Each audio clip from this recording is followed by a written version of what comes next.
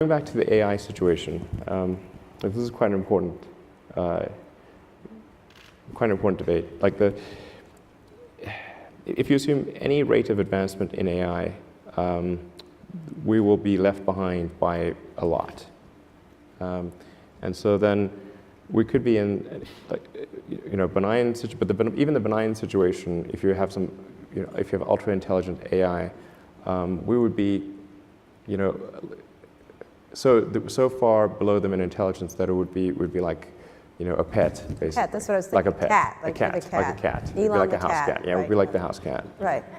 That's not the end of the world. It's just Well, sort of pet. You've seen the movie. It could be. Yeah. It could be. But that honestly, that would be the benign scenario. Mm-hmm. So house cat is okay. I mean, I don't love the idea of being a house cat. Okay. But that. So what's the solution? Yeah. So I think I think it's to essentially. I think one of the solutions, the solution that seems maybe the best one, is to have an AI layer. If you think of you've got your limbic system, your cortex, and then a digital layer, a sort of a third layer above the cortex, that could work well and symbiotically with you. I mean, just as your cortex works symbiotically with your limbic system, your sort of a third digital layer could work symbiotically with the rest. This is something that's surgically inserted or bred into the species, or what? The fundamental limitation is input-output. So we already have, we're already a cyborg.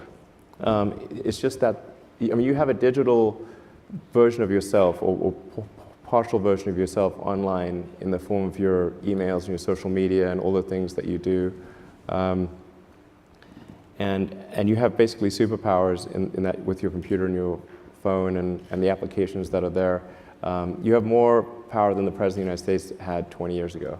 That you can answer any question, you can video conference with anyone anywhere, you can send a message to millions of people instantly. You can just do incredible things. But the constraint is input-output. So we're I/O bound, particularly output bound. I mean, your output level is so low. It's particularly on a phone, like your two thumbs are sort of tapping away. This is ridiculously slow. Our input is much better because we have a high bandwidth visual interface to the brain. Like our eyes take in a lot of data. So there's many orders of magnitude difference between input and output. So mostly, effectively merging in a symbiotic way with digital intelligence revolves around eliminating the I/O constraint. So it'd be some sort of direct cortical interface.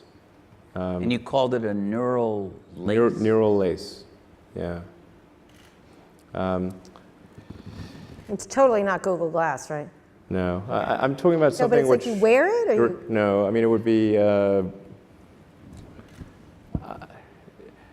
mean, there are a few ways to approach this, but some sort of interface directly with your cortical neurons, particularly.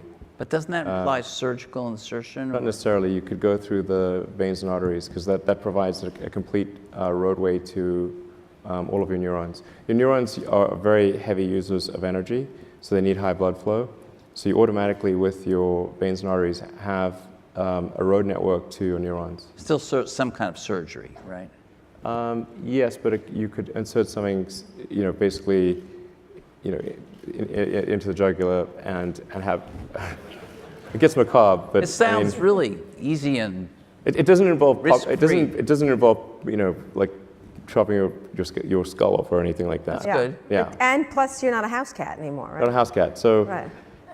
Essentially, if we can figure out how to establish a high bandwidth neural interface with ourselves, with your digital self, effectively, then you're no longer a house cat. You know? All right, on And- that note, no, on that note. Just one closing thing. I mean, I think that's probably the benign outcome. That's probably the best outcome, I think. Are you interested in exploring this possibility that you have just laid? So somebody's got to do it.